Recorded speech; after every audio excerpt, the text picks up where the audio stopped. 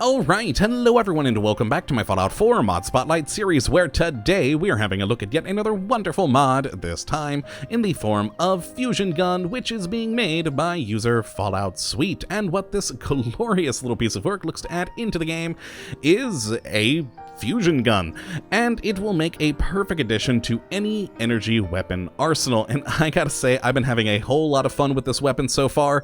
As if you've watched me play the game in my playthroughs, I like setting people on fire and I enjoy shotguns, and with the right modifications to this weapon, you can do both, and it is a wonderfully good time. Plus, it looks pretty darn cool. To me, it actually kinda looks like someone found a laser rifle out in the Commonwealth, stripped all the parts out, and then built the fusion gun inside of what was left, and to me, that's just cool, but we'll talk more about that later. Now, as for how you get your hands on this weapon, normally I show you out in the world what box you'd find it in, or what vendor to go to, etc., but this weapon's a little bit complicated as to how you get the gun. You have two options on what to do. The first is to go to Sedgwick Hall at University Point. The second is to go to Sentinel Site 01 in the Glowing Sea. No matter which one of those locations you choose to go to, you're gonna have to kill a Rogue Institute Courser to get your hands on this weapon, as this is the gun he's going to be trying to kill you with, and that, at the moment, seems to be the only way to get this gun, well, besides cheating it in like I did with console commands. At the moment, from the mod description, it doesn't seem to be in the loot leveled list or anything like that, so you won't be finding it on any random people or in any shops. That may change in the future, who knows, but for now, like I said, Sedgwick Hall at University Point, or Sentinel Site 01 in the Glowing Sea, and kill a Courser. Now let's go and actually take a closer look at this thing. Once you do get it off said Courser, this is what you will have: a closed iron-sighted fusion pistol, the most basic form of this gun with all the base modifications. It actually does a pretty surprisingly good amount of damage at its base level at 38 physical and 43 energy. Now as for the ammo, this is a little bit interesting. We'll talk a bit more about this momentarily, but you actually have to make it yourself. It is not your bog standard ammunition that you can buy in any store, and it actually is a little bit costly to build, which is sort of the mod maker's way of balancing the power of this gun, because you can make it pretty darn powerful, and with the ammo being a bit expensive to make, is, that sort of, balancing act there. Now, as for the other stats, we have the firing rate of 14, range of 215, accuracy of 68, weight of 8.6, and a pretty decent value at 449. And that is the basic weapon. Now, of course, you can go and add all sorts of modifications and do strange things like these two guns I've made here, which we'll take a bit more of a look at after we actually do look at the ammunition for this. Now, you need to go to a chemistry station, of course, like with every mod you build things in, and you will find fusion cartridges. Now, here's the fun part, though. You'll notice we have a couple of different fusion cartridge recipes here, and each one is a little bit different. This one requiring circuitry, copper, and nuclear material. This one requiring circuitry, copper, and fusion cells. This one down here requiring circuitry, copper, and mini nukes, as well as rank 1 in science and rank 1 in nuclear physicist, and finally, circuitry, copper, fusion core, and rank 1 science. Now, whichever recipe you choose, of course, we'll take the different materials and make a different amount of the cartridges, but no matter which one you go with, it's gonna be the exact same ammunition for use in the gun. So you just choose which resources you have the most of, and, well, have at it. Now, once you actually do have everything sorted out ammunition-wise, you can actually start firing away with the gun, and, well, let's take a listen to its shot sound. So not exactly the most powerful of shooting noise in the world, but I do like the muzzle flash effect of it, as well as the projectile beam. It's quite cool. It's kind of seems to be to me to be a mix between the Gauss rifle and like a fusion or a plasma weapon. That's what I was going for. And overall will do a pretty good amount of damage and is pretty accurate. And as you can see there, the reload animation is very, very similar to that of the laser rifle, which again is why I kind of think the styling of it is kind of in the laser rifle category, and someone just built it around it, which, you know, I'm okay with. Now, as for the weapon workbench, we have a whole lot of different modifications we can add to this gun. As you can see, we have 5 different categories here, and we'll start up at the top one with standard receivers, and you can either go with the standard one-shot per pull of trigger receiver, an automatic receiver which drastically reduces the damage but of course greatly increases fire rate, and then finally an overcharged automatic receiver which will just do the same as the automatic receiver but at even higher fire rate. It doesn't increase the power, but you'll notice the fire rate goes from 56 with the basic automatic receiver to 202. And you'll also notice the range goes down because, well, you're going to be firing very freaking quickly, but quite entertainingly, I'd say. Unfortunately, I don't have nuclear physicists, so I can't build that one.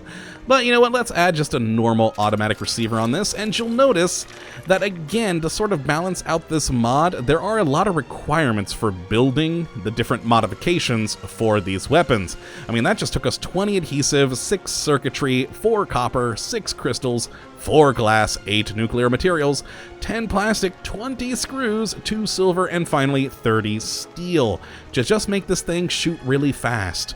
And that is an impressive balancing act, I'd say. The requirements I think might be a little bit too steep, but overall I can live with it. Now the next is the barrel. We can go with either a closed barrel, which gives you better range and concentrates the fire and makes it more accurate, and the exposed barrel, which is a basic spray and pray short range thing, but it increases fire damage, and I like that. So it basically changes it from physical plus energy to physical and fire, which is always good.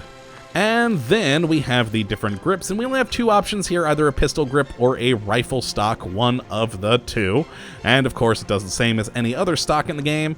The different iron sights, again, just a pretty standard selection, but what's cool is there are some pretty nifty custom designs of these different scopes. I quite enjoy them. They fit in very well with the styling of this gun, and overall they just look quite cool. Let's actually add on a, let's see, just some, the Recon Reflex Scope. We got the stuff for that. What the heck, we'll do that. And then finally for the muzzle, we have 3 options, none of which I can do because, oh, I lack adhesive, of course. But we have the closed muzzle, which again increases the precision of the gun, adds more critical damage to it, and slows the rate of fire. The next is the exposed muzzle, which again increases that fire damage and helps it set the ground ablaze, but it's going to be very inaccurate. And last but certainly not least is the ultraviolet suppressor, and this is basically a suppressor for this particular gun, so enemies have a harder time figuring out where you're shooting them from. And I wish I had a bit more adhesive, because that would have been a nice one to add onto here. But oh well, we have our new lovely automatic fusion pistol, and let's take a look at how it does. And of course, pull that out. We now have 14 rounds in the chamber rather than the 6. I do love the look of that scope up top. You can see we got the cool little chamber there. It looks like it has a wire attached on the right. Very cool. Zoom in quite quickly. Nice and Recon-like. And there we go. Very inaccurate, and we got a lot of kick to this thing. Let's actually not try and compensate and just pull down the trigger. And we're going all over the place. But if you hold it steady, you know, you might hit something. Now, as for the other 2 designs that I've made, now this is our lovely one that we just built, and it does look pretty impressive, pretty cool overall, and possibly a bit too shiny for some people's taste. Now, this one that I built earlier is the Infernal Exposed Recon Fusion Pistol, and this thing has an exposed barrel, an exposed muzzle, and basically what it is a fusion shotgun that will light things on fire. As you can see, 31 physical, 15 fire, and 26 energy. It's just a shotgun, and it sets everything on fire. And I love it. Just set all the bushes on fire around Sanctuary, and it'll be a glorious day. Ah, yes, so good, so good. And then finally I made a precise closed-scoped Recon Fusion sniper rifle, which does a heck of a lot of energy damage, 82 physical, but 144 energy. We got the nice stock on there, so it's a lot more accurate. You get the good steady shots. We have a nice medium scope on there for attacking our enemies, and it has an impressive range of 393. So let us pull that baby out, and it is kind of big, and by kind of big, I mean really freaking big. It's taking up basically a third of the screen, but boom, you can hear we actually get a lot more bass off of this one, and that's because of the closed muzzle. That seems to be what modifies that sound, and so we get a much more bassy boom to it. A much slower firing rate, but a heck of a lot more accurate than the previous two guns, and will function as a very, very good sniper rifle. Let's actually go after this feral dog that's usually over here. And, oh, wild mongrel, and I missed him. Of course I did. Of course. With my god-awful aiming, that shouldn't surprise anyone. Okay, and he's moving now. There we go. One shot, one kill. After, of course, a miss. But yes, it's a pretty cool gun that I'm really been enjoying so far, as it's got a lot of good modifications. I love the ambient hum to it, which I don't know if I've really shown off here, but if we listen momentarily, we have that hum. Now, the hum is a bit louder with this one. For the pistols, it's a bit lighter, but still a, you know, pretty nice little gun.